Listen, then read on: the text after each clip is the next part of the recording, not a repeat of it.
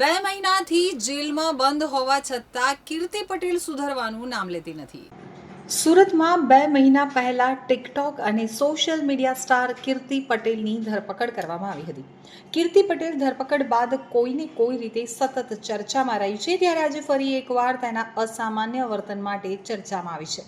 આજે કોર્ટમાં હાજર થતી હતી અને હંમેશની જેમ તેણે શાંતિ જાળવવામાં નિષ્ફળતા દાખવી હતી. આ વખતે તેના હાથમાં બાળ ગોપાળની મૂર્તિ હતી, પરંતુ તેના ચહેરા ઉપર ગુસ્સો અને આક્રમકતા જોવા મળી હતી. સાથે જ વિડીયો બનાવનારને કહ્યું હતું કે વિડીયો બનાવી લે, ટકાટક લઈ લે ને બકા, નજીક આવ. ઉલ્લેખનીય છે કે ધરપકડના બીજા જ દિવસે પોલીસની સામે નફટાઈથી હસવાના કારણે ચર્ચાનું કેન્દ્ર બની હતી. તો ત્યારબાદ કોર્ટમાંથી તેને જેલમાં ખસેડવામાં આવી, ત્યારે પણ તે બિંદાસ્ત થઈ અને જતી હોય તેવો વિડીયો પણ સામે આવ્યો હતો. જે બાદ કોર્ટમાંથી જેલમાં જતા સમયે ચહેરા ઉપર બાંધેલા દુપટ્ટાને હટાવી અને ત્યાં હાજર વિડીયો બનાવનારને કહ્યું, લઈ લે, બરાબર મસ્ત હો.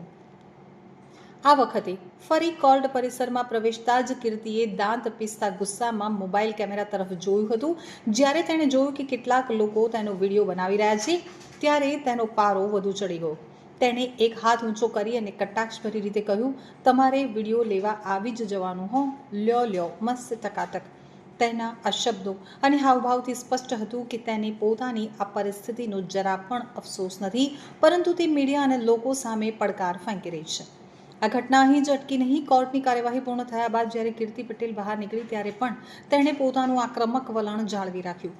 ફરીથી મોબાઈલ કેમેરા સામે જોઈને તેણે દાંત પીસ્યા અને ધમકીભર્યું બોડી લેંગ્વેજ પ્રદર્શિત કર્યું, જાણે કે તે વિડીયો ઉતારનારાઓને પડકારી રહી હોય તેવું લાગી રહ્યું હતું. આ દરમિયાન એક પોલીસકર્મીએ તેને શાંત પાડવાનો પ્રયાસ પણ કર્યો, પરંતુ તે સફળ થયો નહીં.